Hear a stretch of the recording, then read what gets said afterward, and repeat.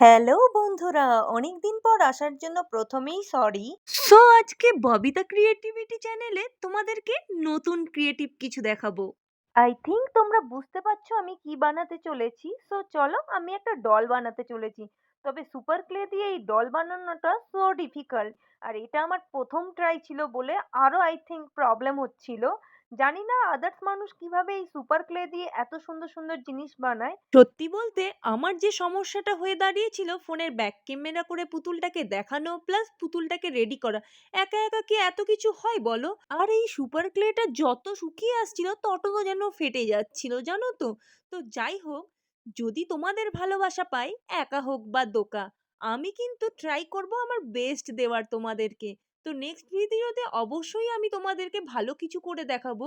তার আগে তোমরা আমার এই ভিডিওটা কেমন লাগলো লাইক শেয়ার কমেন্ট করে অবশ্যই জানিও। প্লিজ তোমাদের ভালোবাসা দিও। আর আমার নতুন বন্ধুরা, ভিডিও দেখার জন্য জলদি চ্যানেলটা সাবস্ক্রাইব করে নাও, কেমন?